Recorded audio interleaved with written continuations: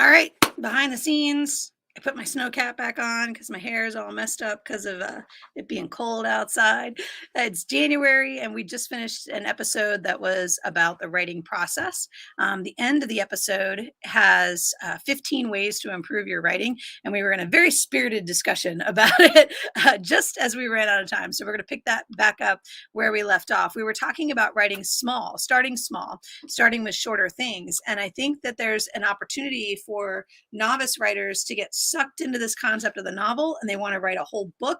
And I think that instead of being precise with their language, we end up with huge paragraphs of exposition that we don't need, with huge chapters of so-called character development that we don't need. I think novice novels, if the writer hasn't started with a short story practice, I think the novel is just disaster. But then too, I might just be leaning toward that MFA bias, right? Because Yeah, well, that's the MFA old- programs will teach you have to write a short story first. That's the old-fashioned version of it. Old-fashioned version of It it. was because that was the progression. You start off with short stories, you got them published, and then hopefully, you got someone would notice your name. An agent, An agent would notice your name, and because then you agents progress. scour literary magazines for writers.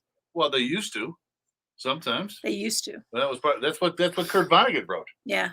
I mean, that's how it used to be. And he said that back in the day, you could actually make a living of it just writing short stories. There was enough of it around. Yeah. Stephen King started with short stories. Right. Yeah. But again, that's not the same way anymore. No. one reads short stories unless they're forced to in an English class. And every year, there's no new short stories coming out. I mean, I've been teaching the same. Every time I get a new book of literature from that I have to teach, there's nothing new in it. Well, so now, like, a lot to unpack there. Number one, like, we're still teaching the same short stories in the canon over and over and over again. Well, that's because they're in public domain. By the same writers, Hemingway, right? Like that kind of thing. Edgar Allan Poe. But the other part of it is that there's a ton of short stories coming out. There's just so many literary journals and so many places you can place your short stories that you don't ever know, is this going to be really quality work? Yeah, but there you used look to at be the like circulation Glimmer of these Train. things. I know, like you'd pick up a Glimmer Train, and these are really good stories in Glimmer Train, right? And then Glimmer Train's like, we're done here, and they don't do it anymore, right? And then the MFA programs, if you try to put in a short story to an MFA program, typically they get rejected because your MFA students are like 20, 21, 22. They don't care anything about people who have kids, people who have ex-husbands. Like the like sort of grown-up stories that we're writing aren't going to find their way into an MFA magazine, right? Like, so where else is there for an outlet to short stories? Well, now we see publishers picking up short story collections, and there's always this, like, every year we get the revival of the short story. Well, and somebody's saying everybody loves short stories again, and you're like, do they? No, they really don't. No. They're just cheaper to put out there. You don't have to pay the author as much. Yeah. And there are what do you call it, all over the place. Collections. There are anthologies. There are anthologies, especially in the horror. Every publishing house has 2 or 3 different anthologies they're going for. Yeah.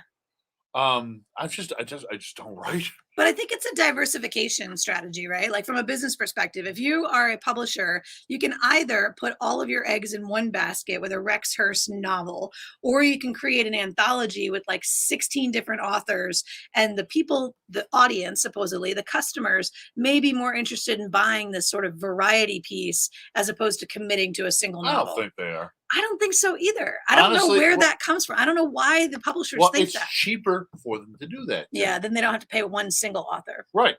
They pay each one $25.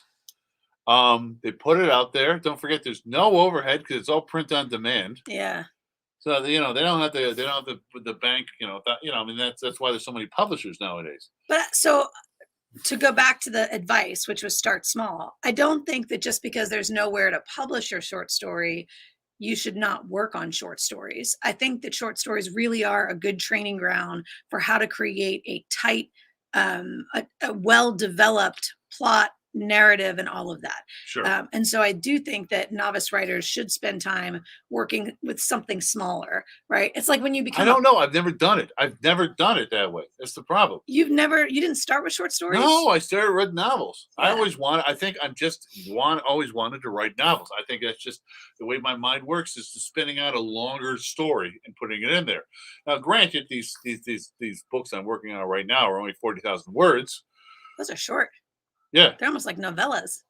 Well, we don't use the term novella anymore. Remember, Right. they're short novels. Short novels. Yes. Okay, because no one likes novellas, but they don't mind short novels. Gotcha. Oh yeah. Oh yeah. Isn't that interesting? The short novel versus like nobody's reading short stories, except we reduced the size of our novel because nobody wants to read a full novel. Right, exactly. There's a sweet spot here, This friends, is- and it's 50,000 words. That's the reason I'm putting it out there I can put them out there so fast, because they're shorter works. Man. But All right. Okay. More on this still next can week. do a lot with 40,000 words. This was our behind the scenes for our patrons. Thank you for being patrons of the show. I appreciate you. If you're here in Columbia, stay nice and warm today, and we will catch up with you guys next week.